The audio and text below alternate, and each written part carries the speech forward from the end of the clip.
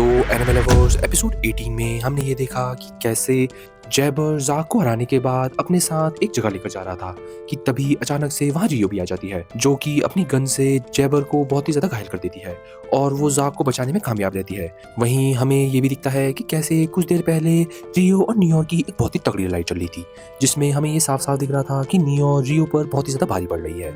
और हमें ये भी दिखता है कि कैसे रियो नियो की कुछ कमजोरियां जानने में कामयाब रहती है, पर वो सब चीज़ें उसके लिए ज़्यादा फायदेमंद नहीं होती क्योंकि नियोर उस पर तब भी बहुत ही ज़्यादा भारी पड़ रही होती है कि तभी अचानक से हमें रियो के बारे में एक राज भी पता चलता है कि कैसे रियो इंजन लोगों के गैंग में आने से पहले एक असैसिन थी और शायद रियो ने इंजन से वादा करा था कि अब वो किसी को भी मारेगी नहीं। तभी उसने नियोर और जैबर को बहुत ही ज़्यादा चोटें पहुंचाने के बाद भी उनके वाइटल ऑर्गन्स को हिट नहीं करा था। और हमें ये दिखता है कि कैसे रियो जैबर को मारकर ज़ाक को बचाने में कामयाब रहती है। वहीं दूसरी तरफ हमें इंजन भी दिखता है जिसके सामने फुररो नाम का एक रेडर होता है, पर हमें उस रेडर को देखकर ये साफ पता चल रहा है कि वो बहुत ही ज़्यादा घबरा रहा है और वो इंजन से अपने आप पर पहला हमला करने को बोल रहा है। वहीं आखिरी में हमने ये देखा कि कैसे रूडो और जोरो की मुलाकात के बीच में अचानक से वो पोर्टल वाली लड़की आकर जोरो को सभी अपडेट देती है, जिससे हमें ये दिखता है कि जोरो रूडो को उसी जगह पर लेकर जाता है जहाँ पर डियर पहले से मौजूद थी। और आखिरी में हमने देखा कि कैसे शायद जोरो कुछ ना कुछ तो खतरनाक करने वाला है क्योंकि उसने ओमो के बूट्स और अपने जैकेट और रूडो के ग्लव्स को उस जगह पर कुछ करने की सोची है। और वो ये बताता है कि कैसे अब वो वॉचमैन सीरीज को चेंज करने वाला है और वो ये कहकर ओमो के बूट्स उस जगह के अंदर भेज देता है। तो चलिए गाइस हमारे नए एपिसोड के अंदर। तो एनिमल लवर सीन शुरू होते ही हमें जोरो और रूडो दिखाए जाते हैं और हमें जोरो ओमो के बूट्स को उस अजीब से दिल जैसी चीज में डालते हुए दिखता है और हमें ये तो दिखी जाता है कि कैसे वो दिल जैसी चीज सीधा ओमो के बूट्स को टेंटिकल जैसी चीज़ों से पकड़ने लगती है। और वहीं हमें ये दिखता है कि वो दिल जैसी चीज़ पूरा खुल जाती है और वो अपने आजू बाजू अपने टेंटिकल्स और भी ज़्यादा फैलाने लगती है। और हमें ये दिखता है कि जोरो तो ये सब चीज़ें देखकर एकदम अनबॉदर्ड होता है और तभी वो रूडो को ये बोलता है, रूडो, तुम्हें पता है मैंने ये वॉचमैन सीरीज बहुत समय पहले ही देख ली थी, पर तुम्हें ये भी पता होना चाहिए अब तक जो भी इंस्ट्रूमेंट किसी गिवर ने बना रखे हैं सबसे ज्यादा लंबा टिकने वाले हमारे वॉचमैन सीरीज ही है। मुझे भी ये बात कहीं से पता चली है, पर मैं तुम्हें एक और बात बता दूं, ये वॉचमैन सीरीज जिसने भी बनाई है उसके पास शायद इस दुनिया में सबसे ज्यादा ताकतवर रहनुमा होगा, पर मुझे ये आज तक समझ नहीं आ रहा था कि मैं इस सीरीज में और एडिशन कैसे करूंगा। मैंने बहुत सारे एक्सपेरिमेंट करे और सबके सब फेल हो रहे थे, पर तभी एक दिन मेरे एक एक्सपेरिमेंट ने मुझे एक अलग रिजल्ट दिया। सोचो, मेरे एक्सपेरिमेंट के चक्कर में मैंने एक ऐसा टेल पीस बना लिया था जो अपने एनिमा से नहीं एक इंस्ट्रूमेंट के एनिमा से चलता था। शायद तुमने वो बीज देखे भी होंगे क्योंकि ऑब्वियसली तुम एक क्लीनर हो। और हमें दिखता है कि रूडो रियो द्वारा हराए गए उस ट्रेस बीज को याद करने लगता है जिसके अंदर उसे एक इंस्ट्रूमेंट मिला था जो उस पूरे ट्रेस बीज को पावर दे रहा था। कि तभी जोरो ये बोलता है, रूडो, अब तैयार हो जाओ, हम लोग उड़ कर जाएंगे और स्पेयर में तबाही मचा देंगे। और हमें उस ट्रेस बीज की झलक भी दिखती है जो कि एक बहुत बड़े पंछी जैसा लग रहा होता है। और कहीं ना कहीं हमें ये पता चल जाता है कि शायद जोरो अपने वॉचमैन सीरीज के इंस्ट्रूमेंट को सीधा उस ट्रेस बीज को पावर करने के लिए यूज करने वाला है जो कि उन्हें सीधा स्पेयर के ऊपर लेकर जाएगा। और ऐसे ही कुछ देर बाद हमें एक फ्लैशबैक दिखाया जाता है जिसमें हमें छोटा रूडो दिखता है और हमें ये दिखता है कि कैसे रूडो के आजू बाजू के सभी इंसान रूडो को मर्डरर बुला रहे होते हैं और उसे नीचा समझ रहे होते हैं और सब लोग ये बोल रहे होते हैं कि कैसे वो अपने बाप जैसे दूसरों का खून करने के लिए ही इस दुनिया पर आया है। और हमें दिखता है कि रूडो भी इन सब बातों से बहुत ही ज़्यादा दुखी हो रहा होता है कि तभी उसे रेक्टो का साथ मिलता है और रेक्टो उसे ये समझाने की कोशिश करता है कि चाहे कुछ भी हो जाए उसे अपने आप पर भरोसा नहीं छोड़ना है और इस दुनिया में सब लोग उसकी बेइज्जती या बुराई तो करेंगे ही क्योंकि वो उसे अच्छे से जानते नहीं है और जब तक कोई इंसान किसी को जानता नहीं है वो ये नहीं जान सकता कि वो इंसान दिल से कैसा है। और वहीं हमें रूडो और रेक्टो का बहुत ही प्यारा बॉन्ड भी दिखता है जिसमें हमें ये दिखता है कि कैसे रूडो को ग्लव्स मिलने से पहले उसके हाथ उसे बहुत ही ज़्यादा तकलीफ दे रहे थे और रेक्टो ने उसकी इस चीज़ में बहुत ज़्यादा मदद करी और उसे संभालने की कोशिश करी जब भी उसे तकलीफ होती थी। पर हमें तो ये दिखता है कि रेक्टो की ये सब चीज़ें भी रूडो के काम नहीं आ रही थी और वो बार बार अपने हाथों की वजह से बहुत ही ज़्यादा तकलीफ सह रहा था। और तभी हमें एक अजीब चीज़ दिखती है, हमें रेक्टो के घर में वही वॉचमैन सीरीज का सिंबल दिखता है और वो सिंबल एक बुक में होता है और ऐसे ही कुछ दिनों बाद हमें दिखता है कि एक दिन रूडो अपनी तकलीफ से ही गुजर रहा होता है कि अचानक से रेक्टो उसके पास वही वॉचमैन सीरीज के ग्लव्स रख देता है और उसे ये समझाने की कोशिश करता है कि वो ग्लव्स उसके दर्द को एकदम दूर कर देंगे। और तभी हमारा सीन प्रेजेंट में आ जाता है जहाँ पर हमें दिखता है कि रूडो को कुछ ना कुछ तो रियलाइज होने लगता है। और तभी जोरो रूडो से ये बोलता है, क्यों, ये अमेजिंग है ना? भले ही इनकी सीरीज एक है, पर हर एक इंस्ट्रूमेंट एक दूसरे से अलग है। क्या तुम्हें ये नहीं लग रहा कि ये इंस्ट्रूमेंट इतने अलग हो कैसे सकते हैं और सब में इतनी ताकत आ कैसे सकती है? कि तभी हमें ये दिखता है कि रूडो भी ये रियलाइज करने लगता है कि कैसे उसे ये सब चीजें बिल्कुल भी नहीं पता है। और वो मनी मन में ये बोल रहा होता है, द वॉचमैन सीरीज, मेरे ग्लव्स, ओमो के बूट्स, तुम्हारी जैकेट, ये है क्या? क्या ये सब एक सीरीज का पार्ट है? और इस सीरीज में कितने इंस्ट्रूमेंट बन चुके हैं? और रुको, अगर ये इंस्ट्रूमेंट इस दुनिया में बने थे तो रेक्टो के पास ये ग्लव्स आए कहाँ से? मुझे कुछ समझ नहीं आ रहा है, मैं क्या करूं? और तभी जोरो रूडो से ये बोलता है, रूडो, तुम्हें पता है, मैंने तुम्हारे बारे में रिसर्च तो करी थी। मुझे ये पता चला था कि तुमको इस दुनिया में आने से पहले ये बिल्कुल नहीं पता था कि एनिमा, गिवर्स और इंस्ट्रूमेंट क्या होते हैं।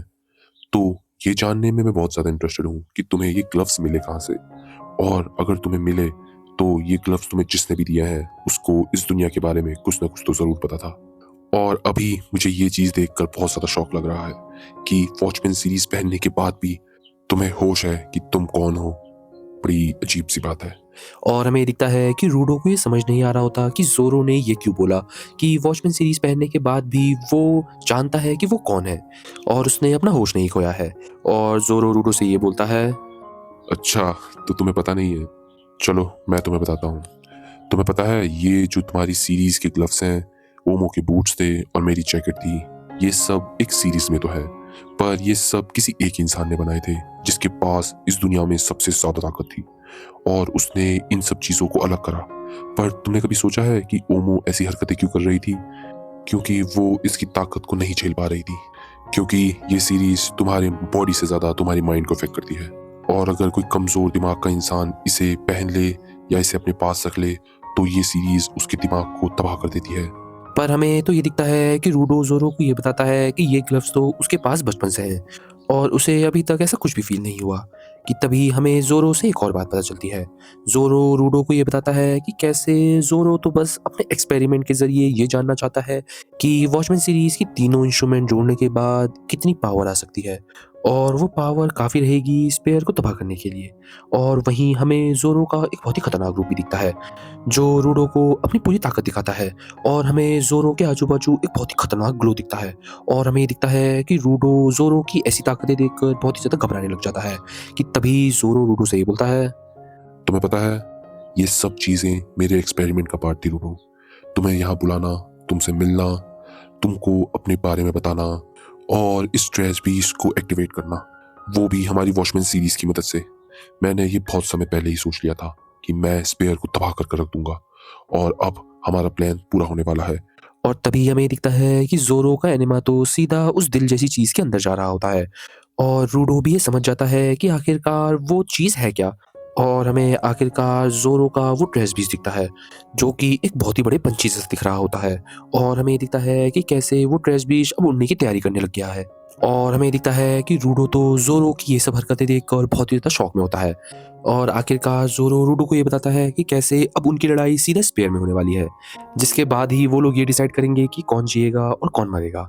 कि तभी अचानक से हमें दिखता है कि कीडा भी रूडो और जोरो की ये सब बातें सुन रही होती है। और तभी हमें ये दिखता है कि कीडा बहुत ही ज़्यादा एक्साइटेड होने लगती है और हमें दिखता है कि कीडा अपने आप को रोक नहीं पाती और सीधा जोरो और रूडो लोगों से ये बोलती है, क्या क्या क्या क्या, हम लोग एक ट्रेस पीस के अंदर है, वो भी एक जीता जागता ट्रेस पीस, ये क्या हो रहा है? और हमें दिखता है कि रूडो तो कीडा को अपने सामने देखकर बहुत ही ज्यादा शॉक में होता है। वहीं हमारा सीन शिफ्ट हो जाता है और हमें इंजन और फुरेरो दिखते हैं और हमें दिखता है कि कैसे उस ट्रेस बीस्ट के जागने के बाद वहां पर मौजूद सभी चीजें बहुत ही जोर जोर से हिलने लगती है जैसे कि वहां पर भूकंप आया है। और इंजन को खुद ये समझ नहीं आ रहा होता कि आखिरकार वहां पर हो क्या रहा है। पर वहीं हमें फुरेरो दिखता है जो बार बार जोरो को एक और चांस देने को बोल रहा होता है और वो ये कह रहा होता है कि कैसे उसने अभी तक अपना टास्क पूरा नहीं करा है और वो ये नहीं चाहता कि जोरो को इस चीज़ से बुरा लगे कि अभी तक वो अपना काम नहीं कर पाया है कि तभी अचानक से वहाँ पर वापस सब कुछ शांत हो जाता है और हमें दिखता है कि फुरोरो तो इंजन से भीख मांग रहा होता है कि वो उस पर पहले हाथ उठाए। पर हमें तो ये दिखता है कि इंजन तो उसकी बात फिर से मना कर देता है और वहाँ से जाने लगता है कि तभी फुरोरो उसके पीछे-पीछे चलते हुए ये बोलता है, mister mister please please please मुझ पर हाथ उठाओ। प्लीज मैं वापस जोरो के पास ऐसे खाली नहीं जा सकता। अगर उन्हें यह पता चल गया कि अभी तक मैंने अपना टास्क पूरा नहीं करा है तो वो मुझ पर बहुत ज्यादा गुस्सा करेंगे। प्लीज मिस्टर प्लीज मुझ पर हाथ उठाओ। पर हमें तो ये दिखता है कि इंजन तो फुरेरो की ये सब बातें सुनकर बहुत ही ज़्यादा इरिटेट हो रहा होता है और वो वापस फुरेरो को ये बोलकर मना कर देता है कि उसे अपने दोस्तों को बचाने जाना है। और हमें तो ये दिखता है कि फुरेरो इंजन की इस बात को सुनकर इंजन से और भी ज़्यादा भीख मांगने लगता है कि प्लीज़ वो उस पर हाथ उठाए। और तभी हमें ये दिखता है कि इंजन फुरेरो से ये पूछता है कि वो उस पर तभी हाथ उठाएगा जब वो ये बताएगा कि वो लोग है कहाँ। और हमें ये दिखता है कि फुरेरो तो इंजन की ये बात सुनकर सीधा इंजन को ये सब बता देता है कि कैसे वो लोग एक ट्रैश बीच के अंदर हैं और उसके सब दोस्त उस ट्रैश बीच के अलग-अलग बॉडी पार्ट के अंदर हैं। और हमें ये दिखता है कि इंजन तो ये सब चीज़ें सुनकर बहुत ही ज़्यादा शॉक में होता है। और हमें दिखता है कि फुरेरो ये सब बातें बताने के बाद इंजन को अपने आप को मारने को बोलता है, पर इंजन तो वापस उसे मना कर देता है। वहीं हमारा सीन शिफ्ट हो जाता है और हमें वापस बंडस और ब्रो लोगों को दिखाया जाता है और हमें दिखता है कि उनके वहाँ पर भी भूकंप जैसा आ रहा होता है, जिससे ब्रो को ये लगता है कि शायद डियर ही वो भूकंप ला रहा है और वो डियर को ये बोलने लगता है, डियर डियर सुनो सुनो मेरी बात सुनो। मुझे पता है तुम अभी बहुत ज्यादा फ्रस्ट्रेटेड हो, पर तुम ऐसा नहीं कर सकते कि सीधा तुम भूकंप लेके आ जाओ। तुम्हें समझने की कोशिश करो, हम लोग अभी बहुत बड़ी मुसीबत में आ सकते हैं अगर तुमने अभी अपने आप को रोका नहीं तो। और तभी हमें दिखता है कि बंडस तो ब्रो लोगों की ऐसी हरकतें देखकर थोड़ा कंफ्यूज होता है और बंडस तुरंत ही उन्हें ये बता देता है कि कैसे वो लोग ये सब चीज़ें नहीं कर रहे हैं, वो तो ज़ोरो कर रहा है और ज़ोरो इस पूरे ट्रेस बीच को उनके साथ स्पेयर के बॉर्डर के पार ले जाने वाला है।